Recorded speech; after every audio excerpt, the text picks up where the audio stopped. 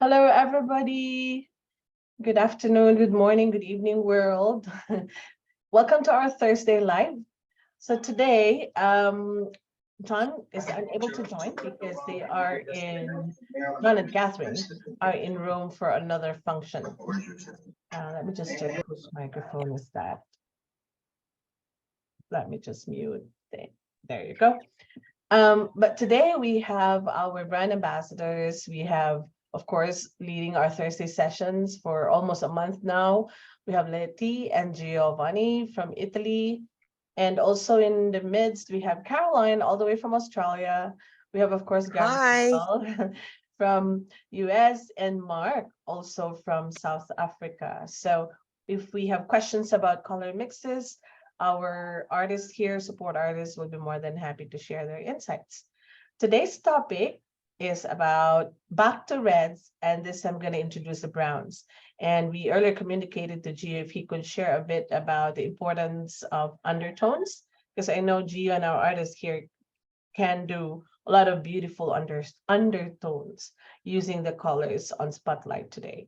So without much ado, I'm just some house rules. Again, if you have questions, of course, our friends in Zoom can just type in your questions or simply unmute your mic.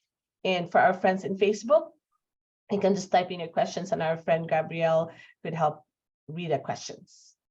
Okay, so I will put on Spotlight just Gio and Letty. Take it away, Gio and Letty.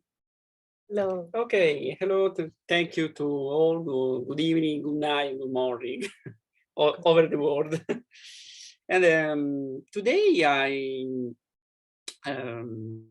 remember the last Zoom when I connect the complementary colors, red and green.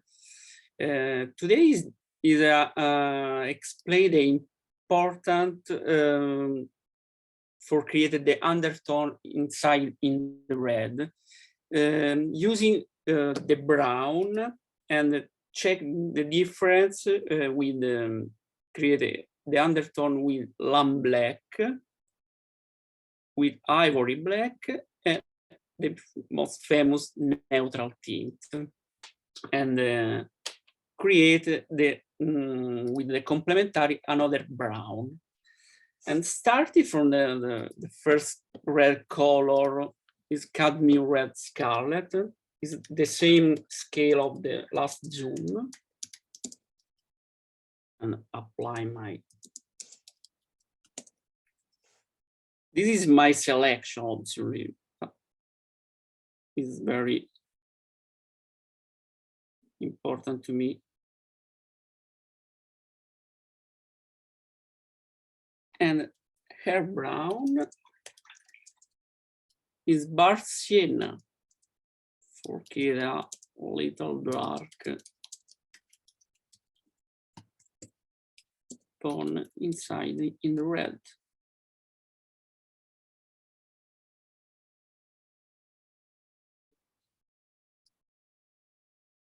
And the connection with cadmium red scarlet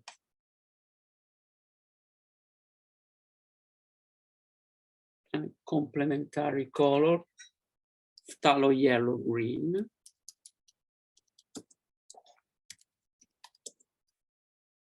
Create this little brown yellowish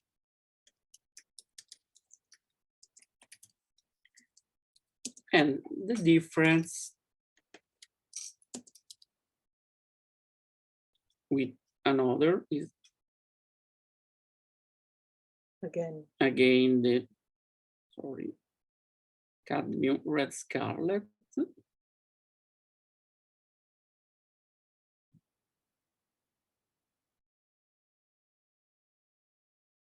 for 3 times with the black. With the first black, lamp black, one of my favorites, very strong.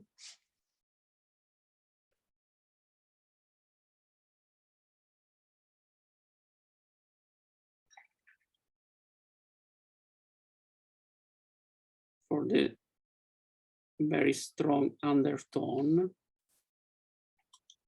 This is the maximum you can get. Maximum, yeah. The second black is ivory black. Transparent and granulating.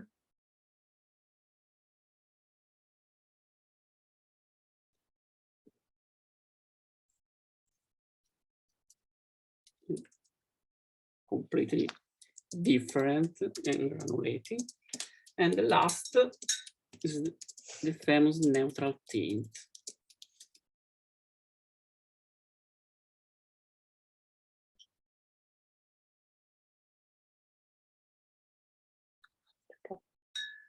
Oops, I applied the zoom. Okay, check the difference with the same red, 4 options for undertone, but the best mode for me is the brown because it's very, very soft. I apply little. Another glaze of brown. Another glaze.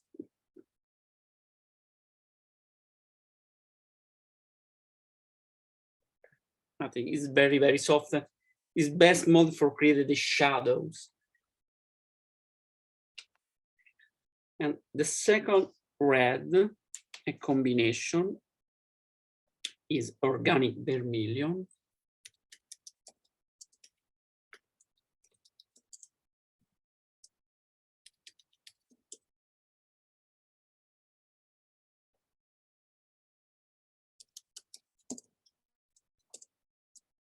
And the brown, Italian Bar Sienna.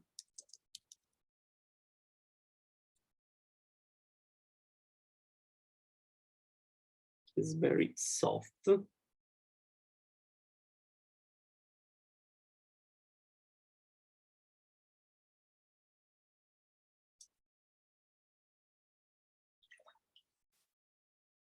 And the combination of complementary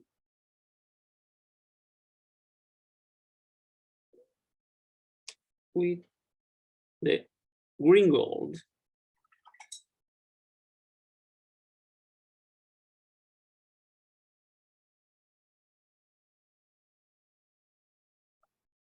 We create this tone. Starting now with. I see new names in our guests list in Zoom. And just a little encouragement for everybody. I mean, for those who just joined us today, if you have questions, please do not hesitate to type them in or just unmute your mic. Our support staff here are all friendly.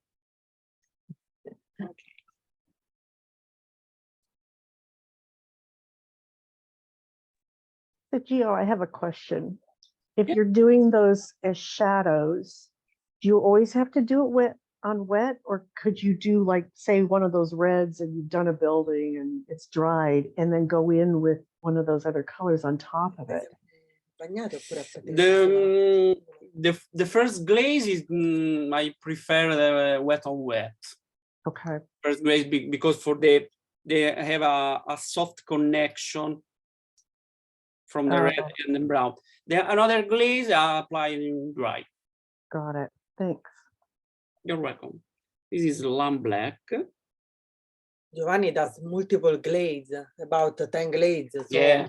he has time to do wet on wet and dry on wet, or dry on dry.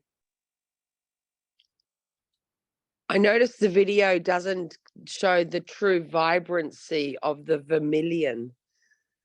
It's a really beautiful color and has a little bit of fire to it, a bit like the Quins. It's a really beautiful color and has a little bit of fire to it, a bit like the Quins.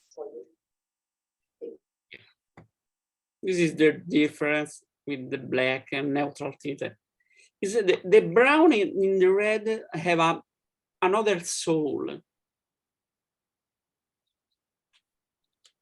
It's dark perfect. and softly. Yeah. Because when I apply, for example, when I apply another layer, is not strong shadow. It's perfect. Okay. The third selection is Mayan orange.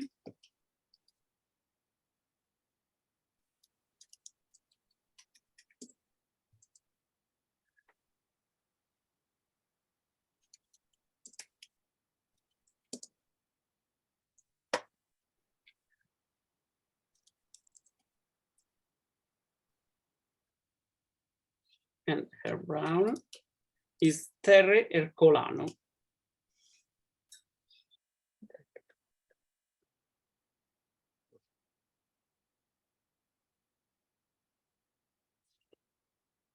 It's All very, these brown are made of pigment brown 7.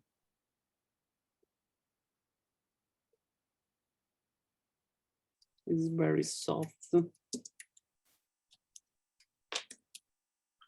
And the connection with Mayan orange and green, complementary series, is olive green.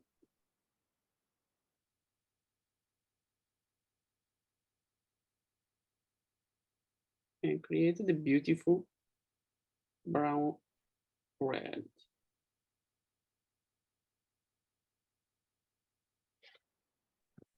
Okay. Theo, there's a question from Christine. This is from Facebook. Yeah. What is the third black that we are using? The third black, this Yeah. is black. This is a neutral tint. Okay. Neutral tint. Thank you.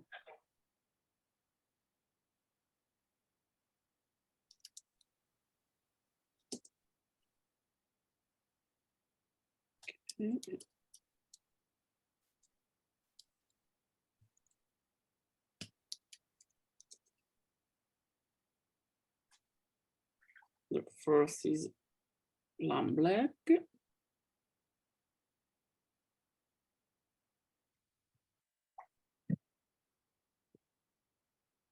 Ivory black.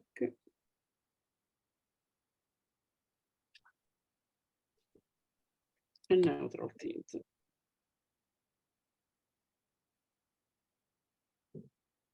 The neutral tint have a little blue inside and created the cool shadows in the red. Okay. The first selection is quinacridone cola. It's one of my favorite because it's a very central red color.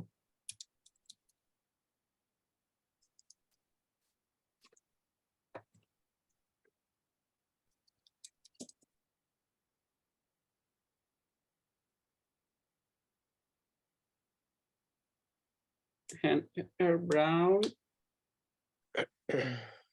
is Pompeii red.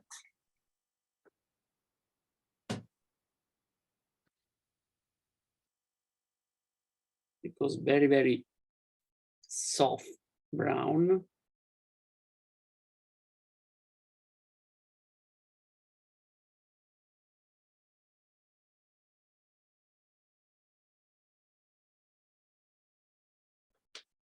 And the connection with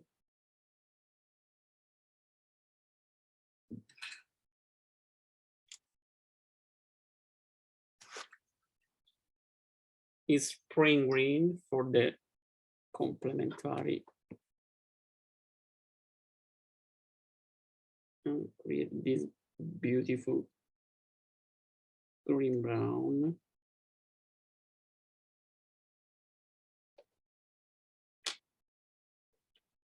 Okay, and now starting with the two blacks and neutral tint.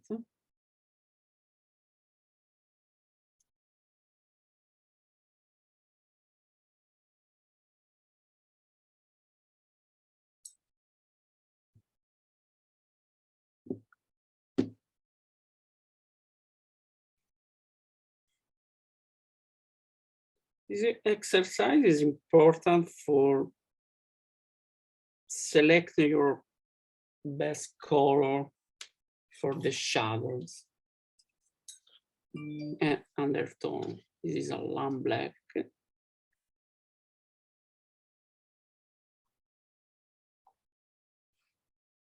when apply in wet on wet mode, more red and with black is separated color. This is ivory black.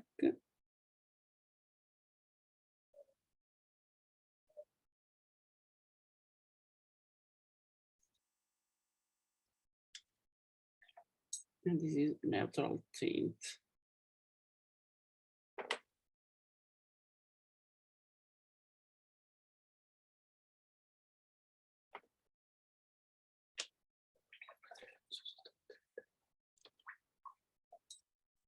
Okay, the 5th selection is Pearl Scarlet.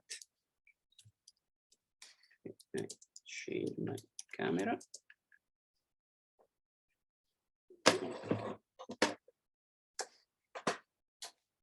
Okay. Pearl Scarlet is a little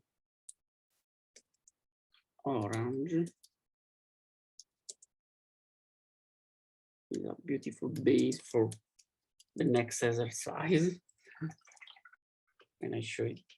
And her brown is German greenish raw amber.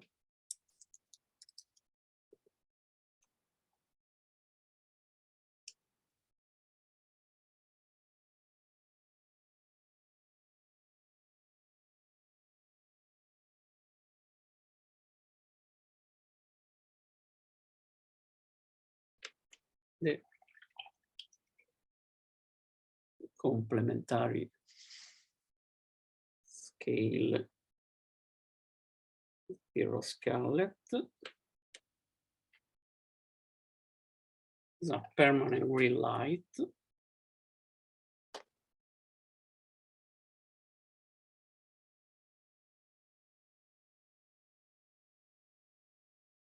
And the scale in my selection is very, very gradient from light to dark. And now starting with the last 5 selection is more strong. Oh, okay, apply the with all the black, sorry.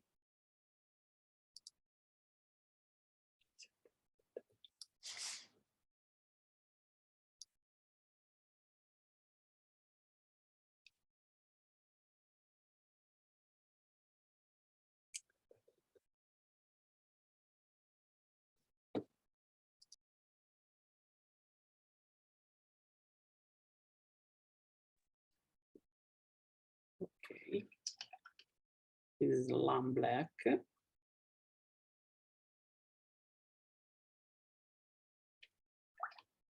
And this is ivory black. And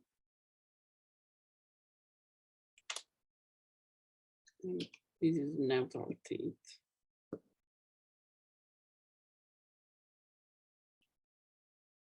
In this case, it's very strong, but when I'm mixing,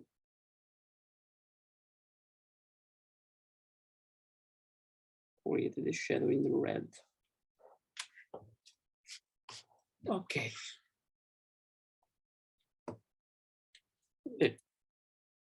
Another is Perrine Scarlet.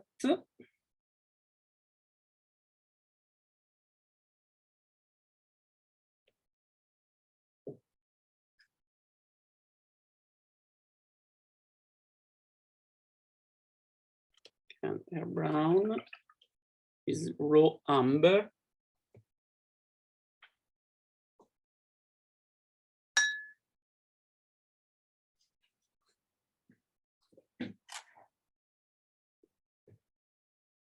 Is a perfect strong connection.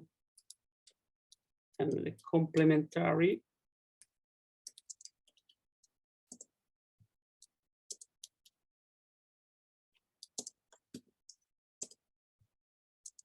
is a sap green. Oops, sorry. Very dark.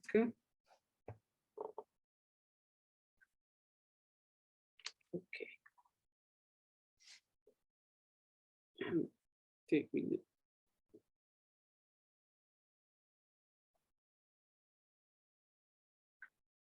the black and neutral tint.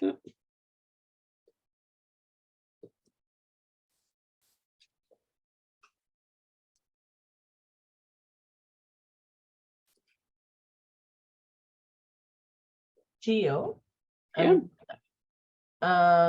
just curious whether you have any artwork near this space now, an artwork that where we could see your undertone using this color today or from last week's, and we could share on screen.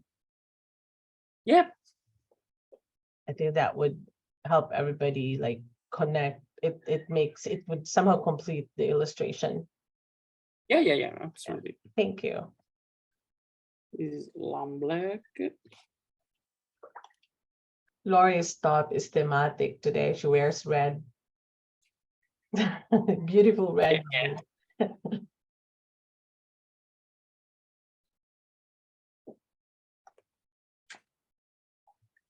And neutral tint.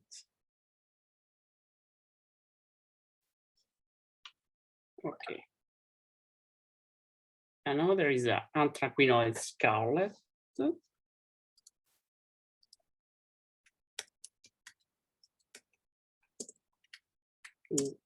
Orange.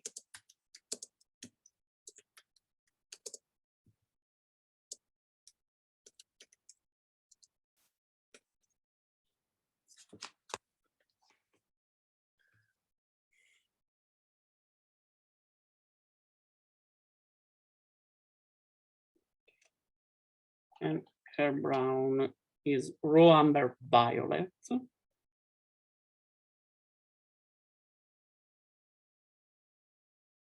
This selection, for example, consider the complementary because the raw amber, the violet is a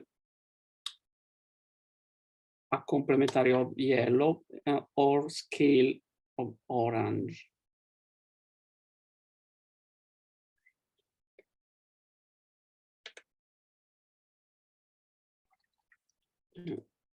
With the black one, ivory,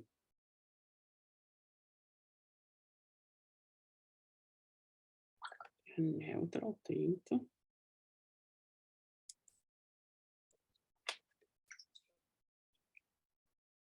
The complementary with green is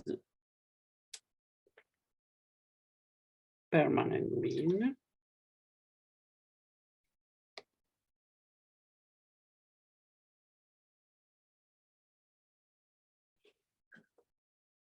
It's very, very strong.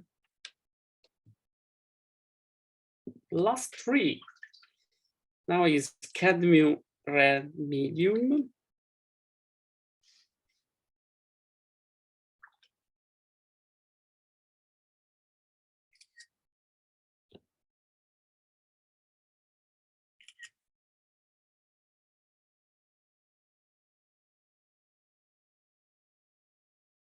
Okay, very beautiful red.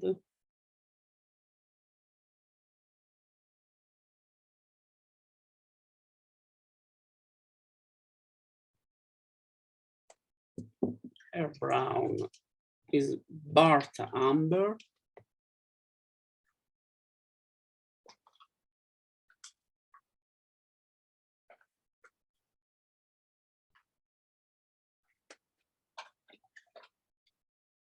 Black lamp, ivory. Ivory is very transparent black. That is perfect for undertone, neutral.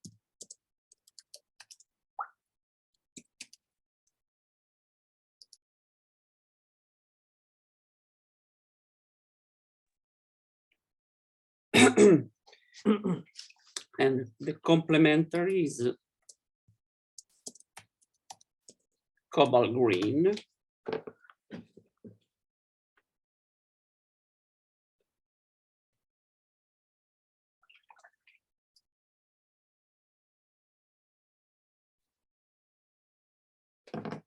Okay.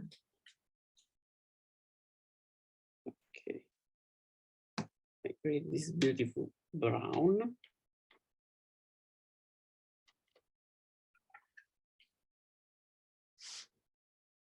Another red is pyro red. It's very strong.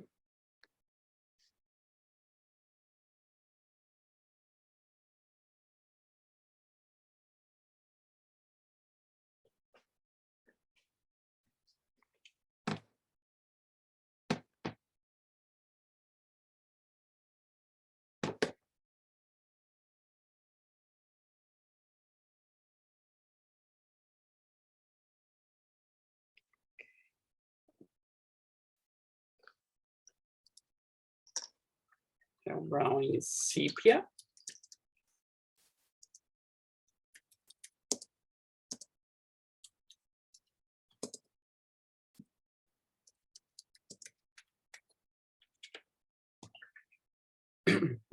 One black.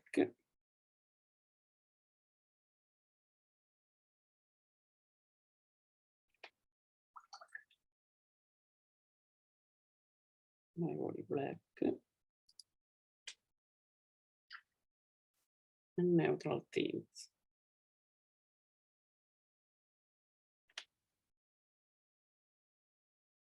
Okay. The last, I applied. Okay, I check out little zoom with all the difference. This is the first one. Now it's dry, it's very soft shadow. Undertone. Gio, we've just had a question asked. Yeah. Do you use a color chart to help you find the correct complementary, or is it something that you've become familiar with your thousands of hours you've put into your painting? Catalogo per trovare My first point is my eyes, but because I use my eyes when I read the catalogs. The lecture of my eyes is important. When the red and green or brown is perfect in every moment of the day with all the light. This is my exercise for the eyes. Do you refer back to a color chart very often? Sorry? To a color wheel, I should say.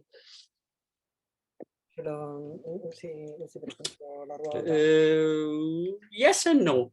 Yes and no, because the real rule for me is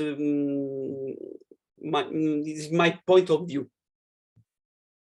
When I study the undertone color, okay, this is a best for me, but I apply another brown with my eyes during the day, changing and change another point. But my first point is my eyes when I read the brochure. Okay, the last is Perylene red.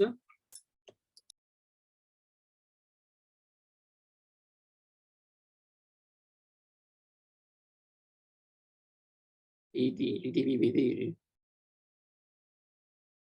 È difficile da spiegare. Okay. I have this space, sorry.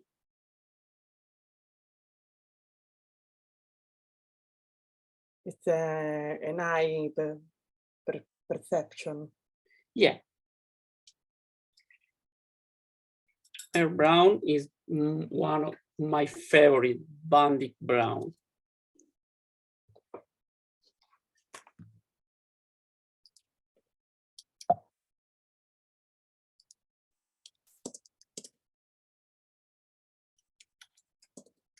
And the complementary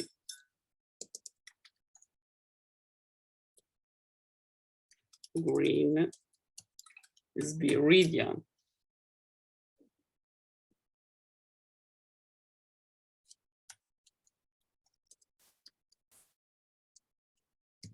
and create this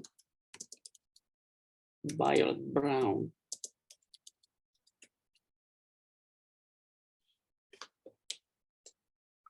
And with all the blacks, lamp,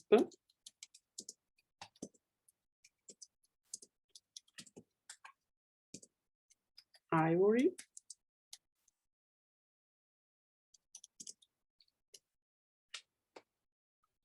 and neutral tint.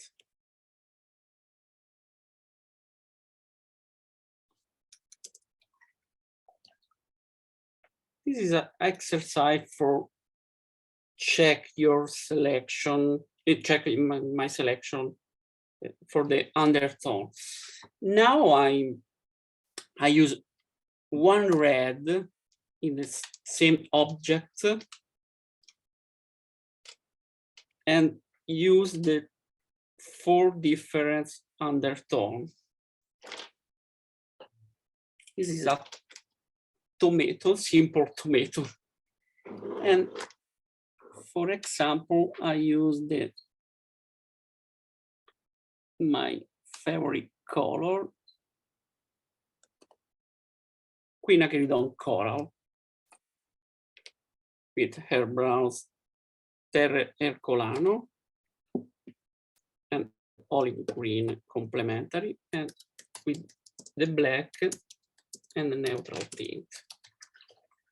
I start with simple glaze of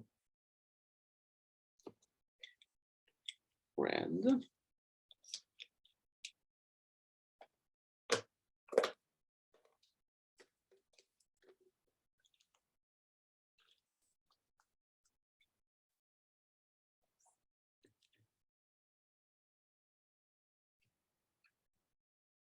Giovanni, 2 questions from an absolute amateur. Yeah. Are you using the same brush throughout this demonstration? Yes, absolutely. Okay. And the other question has to do with your name. Do you prefer Gio or do you prefer Joe? Or is it a mene frego question? Yeah. No, it's Joe. Joe, see. Joe. I'm trying to learn to paint and trying to learn a little Italian. Oh, yeah. Thank you. Giovanni, Joe. This is a terra ercolano brown for create the undertone in the first. That was Bill Joe. And just want to shout out to Bill for being here, since I think you're one of the very first artists who started joining John's Live, Bill, since we started. And your I'm not certain complimentary. whether I should be called an artist. I'm a retired neurointerventionist who's trying to learn some watercolor because I love it, and trying to learn some Italian because I love that too. Good. We have to learn. Okay, a bit of apply English. more brown for. Today he's using only one brush. It's a number 5.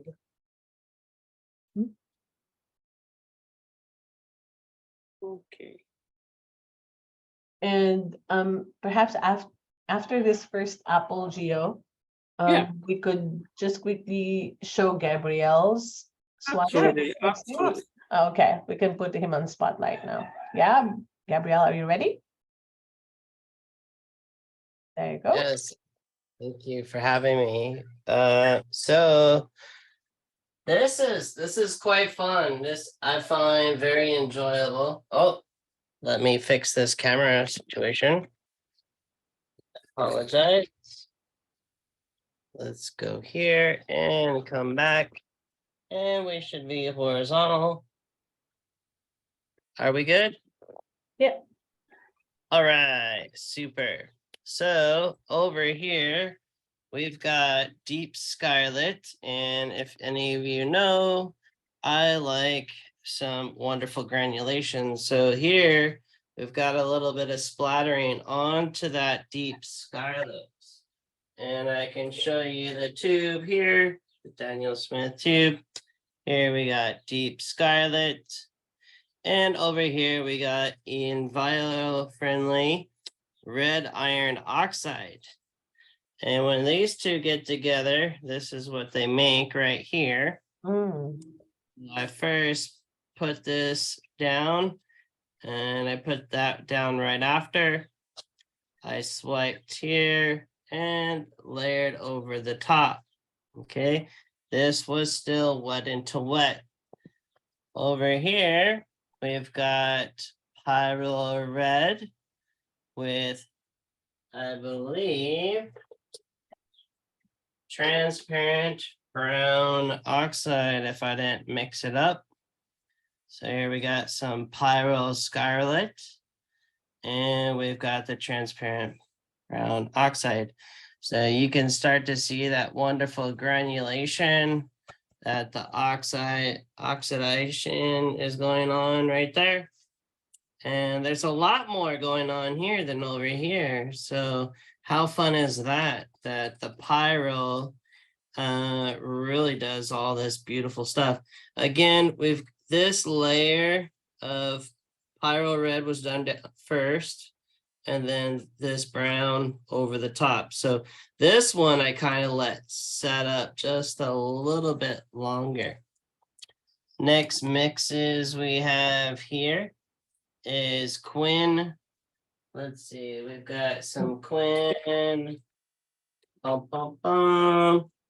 some Quinn pink right here. And over here, we've got some brown iron oxide, again, enviro-friendly. And look at this. Isn't that interesting? I'm trying to figure out what in my head that I've seen this before. And so I'm gonna definitely look around when I'm out plein air painting and figure out what I would paint using those two colors.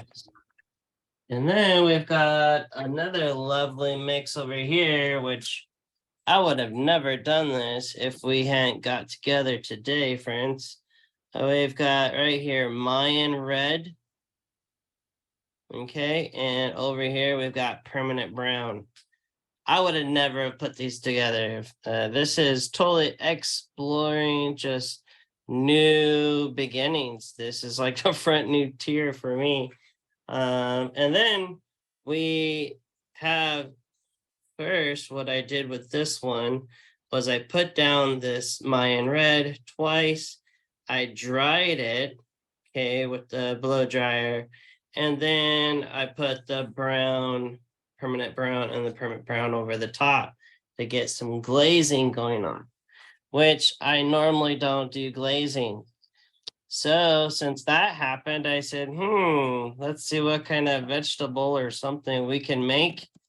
So first I put down that Mayan red, super juicy, wet.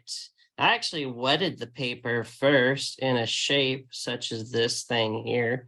I don't know if this is an apple or a tomato or what it is, but the exploring is the best part, right? So we've got some nice Mayan red that was added to a wet surface. Call it wet into wet, call it what you will. Then what I did was I took the blow dryer, but I didn't quite kill it to complete drying, okay? And while it had a little bit of moisture here, I put that permanent brown mixes, all right? Played around with it here. And then I just did some wonderful splattering. Oh, sorry, my battery's going low on the phone. I apologize. And so then I needed to get some wonderful values going on here. Okay, friend? So we've got some nice number 2, close to a 0, 1. And then we're moving to a nice dark. So here is straight out of the tube with that permanent brown. and we get to see the lovely texture. So this is cold press paper. The two brushes I used was a mop and a synthetic perla. And so I hope this was helpful, and enjoy. Can we Thank see you, that Gabrielle. can we see that quin pink color again? The mix of the quin pink. That's Over really here? cool. Yeah, yeah, That is. yeah. Wow. It's beautiful. Yeah, you could use that in some of the maybe some of the desert Southwest Mm. paintings. It almost looks like Beautiful. dragon fruit now. I keep looking. Oh. Dragon fruit has that crazy texture. Like it's time to eat that dragon fruit. I've seen some of those colors in the desert Southwest, like Zion and Bryce. Ooh. Yeah, I get to go paint over there every now and then for sure. Cool, cool. Thank you, thank you, Gabrielle. Yeah, you Oh, may we invite Caroline? Caroline, all the way from Australia. There you go. Hi, everybody. Hello. Super early morning, Australia.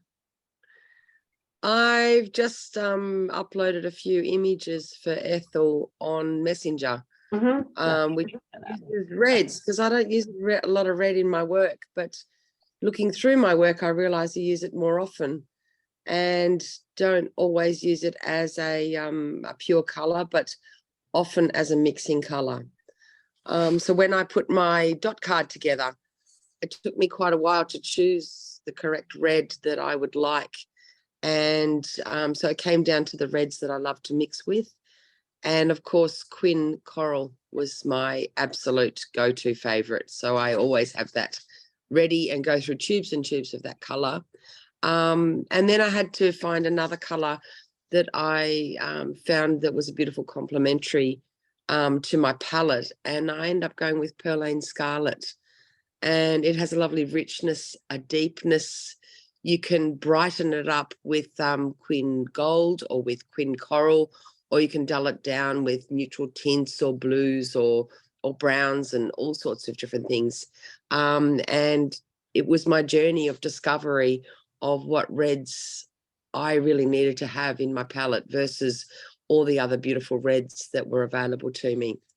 So interesting choices when you look at reds, because they are similar when you first look at them, but incredibly different once you start playing and mixing them. Definitely. So I highly recommend doing the exercise of sampling, of mixing, and you will find that they have so many different undertones and complementary variations that they offer you once they become a mixing color. So that's my advice about red. I'm ready, Caroline, with the slide. Do you want me to screen share now? Okay. There we go. Sure. Share screen. There we go. I just started with this one. Okay, so you can see that the reds in here were becoming a part of a mixing palette as opposed to using pure reds. And ultimately they were mixed with Quin Gold to give me these brilliant siennas and burnt siennas and beautiful richness. If I was just to go purely to a brown or a gold, I wouldn't have had the depth of color without using the red as a mixing component to this painting. So it's one of my favorites. It actually sold recently, so it's one of those ones that you miss when they leave, because I really loved how it turned out.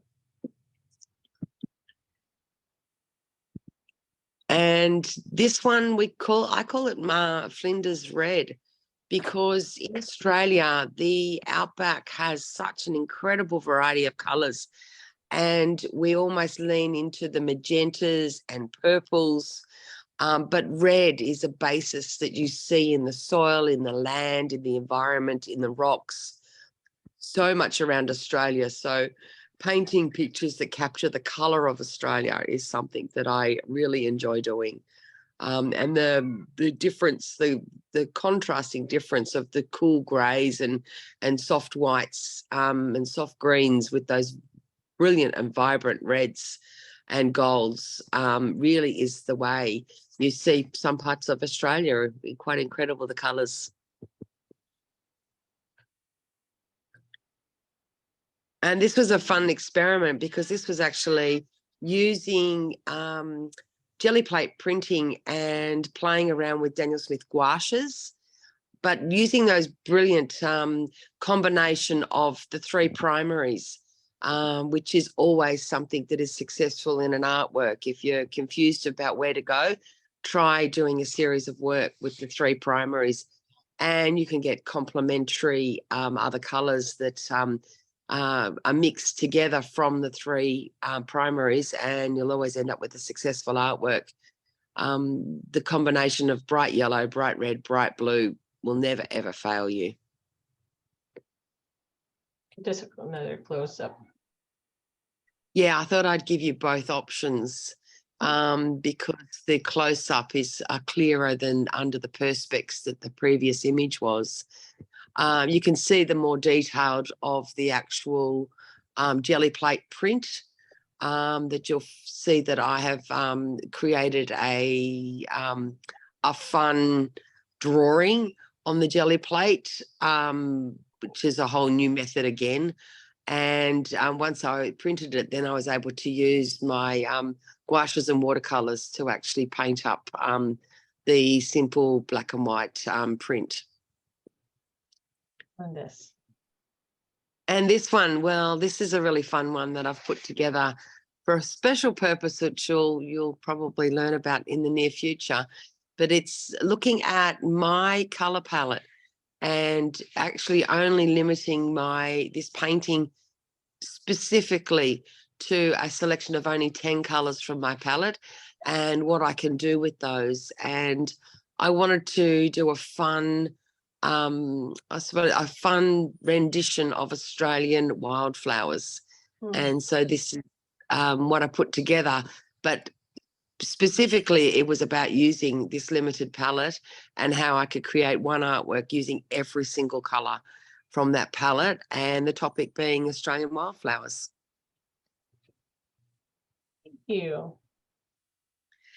That's okay. So yeah, reds, I think I don't use them, but then I looked through my file to find some images to share today, and there was lots of pictures that came up with reds in them. So I use them more than I realise. Always, I can imagine in your studio, you have artworks surrounding you, and thousands. it helps a lot. Thank you, Caroline. So now That's we okay. go back to Giovanni and Letty. There you go. Okay, this is my last sketch. Is a combination of quinacridone coral and terra colano and complementary olive green. And now I created the shadow with one black. Very, very soft. Sorry.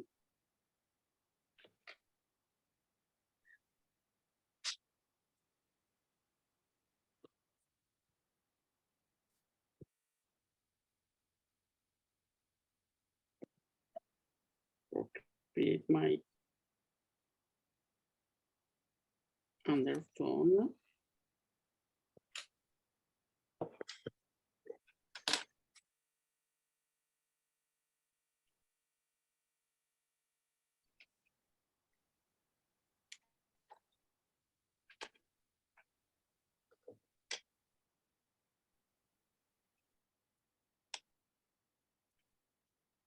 Okay. From my screen, Gio, Yeah. it amazes me to see how your choice of a mixer can be used to communicate or to show temperature. Like from left to right, it changes. Yeah. Do you have like any go-to mixer for the blacks, for your browns? Let's say if you want to do cooler, warm. and a little blue. Okay, this is a ivory black.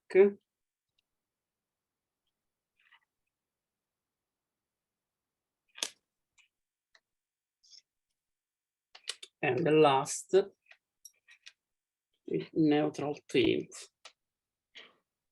Mm. It's strong when applied, but when I dry, it's completely undertone.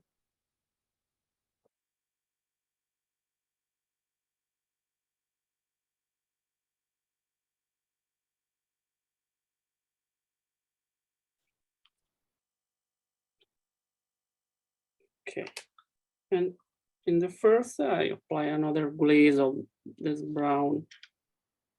It's Terry Ercolano.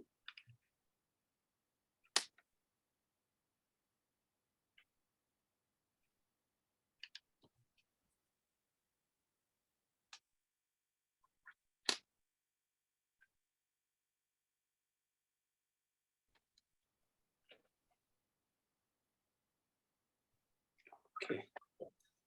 Okay, this is the difference with It's beautiful. the connection of my triad is quinacridone cora and terra ercolano, and the olive green is the complementary. Is again the color with lamb black, ivory black, and neutral tint. Check the difference.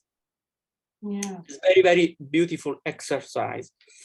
And now the last minute, I show one of my best paint when I use the shadow in the red. Probably later we could ask you and Letty to just help label Yeah. the apples and before we post it on our socials. This is my, okay, I show Wow. first in my front camera. Okay, let's put that on spotlight. Okay. This is my Yay. colors. I use the red and green complementary and cobalt blue for the complementary series. And I use the neutral tint and raw amber in the quinacridone cora for creating the undertone and show in the top camera. Mhm. This is the shadow. Wow. Create point of point of point of point. It's not glazing, it's not simple glazing. In the similar texture on the green, I use the undertone green on spring green. And the same in the cobalt blue, I use the neutral tint for undertone. Folks, you're looking at an award-winning painting. Yeah, yeah. And now I create the undertone with lamb black.